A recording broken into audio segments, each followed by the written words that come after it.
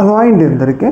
గతంలో జగన్మోహన్ రెడ్డి గారు సీఎంగా ఉన్నప్పుడు డిప్యూటీ సీఎం పవన్ కళ్యాణ్ గారు ముఖ్యంగా వాలంటీర్ వ్యవస్థ మీద కొన్ని సంచలనమైన ఆరోపణలు అయితే చేయడం జరిగింది. ముఖ్యంగా వాలంటీర్ వ్యవస్థ ద్వారా దాదాపు ఏపీలో 33,000 మంది అమ్మాయిలు మిస్ అయ్యారు. ఈ 33,000 మందిని వాలంటీర్లే హ్యూమన్ ట్రాఫికింగ్ ద్వారా విదేశాలకు తరలించారు అని చెప్పేసి ఒక పెద్ద సంచలనమైన ఆరోపణ అయితే చేయడం జరిగింది.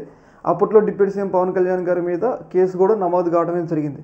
అయితే తర్వాత మరి ఏమైనా వాళ్ళ అధికారంలోకి వచ్చిన తర్వాత ఆ కేసు మరి ఆ 33,000 మంది అమ్మాయిలు ఎడిపోయారని చెప్పేసి చాలామంది అడుగుతున్నా కానీ ఇప్పటికీ కూడా ఆ కేసు మీద ఆయన చేసిన ఆరోపణ మీద ఆయన కూడా ఇన్వెస్టిగేషన్ చేయలేదు, ఒక్క అమ్మాయిని కూడా రికవరీ చేయలేదన్నమాట. అయితే ఇలాంటి సందర్భంలో ఈ విషయం ఇప్పుడు ఎందుకు చెప్పాల్సి వస్తుంది అంటే రాష్ట్రంలో పరిస్థితులు అనమాట. మనం చూసుకున్నట్లయితే రీసెంట్గా అల్లూరు జిల్లా దేవీపట్నం మండలం అంట సంథింగ్, అక్కడ ఒక సచివాలయ ఉద్యోగి ఏమొచ్చేసి ఇంజనీరింగ్ అసిస్టెంట్ సౌమ్య అంట.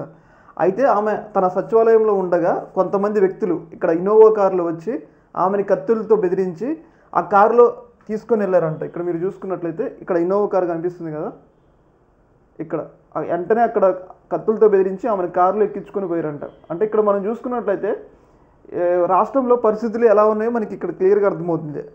అప్పుడు జగన్మోహన్ రెడ్డి గారు ఉన్నప్పుడు అక్కడ ఏమీ జరగకపోయినా కానీ ఏదో జరిగిందన్న ఒక అభిప్రాయం కల్పించి అధికారంలోకి వచ్చారు. కానీ ఇప్పుడు ఇక్కడ మనం చూసుకున్నట్లయితే క్లియర్గా ఒక సచివాలయ ఉద్యోగిని ఇన్నోవా కారులో వచ్చి పట్టపగలే, అది కూడా పట్టపగలే ఒక ఉద్యోగి, ఒక ప్రభుత్వ ఉద్యోగి తన గ్రామ సచివాలయంలో పనిచేస్తుంటే తీసుకెళ్లారంటే ఇంకా రాష్ట్రంలో పరిస్థితులు ఎలా ఉన్నాయో మనం అయితే అర్థం చేసుకోవచ్చు.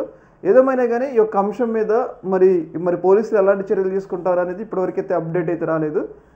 అంటే ఆమెకు తెలిసిన వాళ్ళు తీసిపోయారా, లేకపోతే ఆమె ఏమైనా సచివాలయంలో తమకు అనుకూలంగా పని చేయట్లేదేమైనా తీసుకెళ్లారా, సంథింగ్ అంతా చాలా సస్పీషియస్గా ఉంది.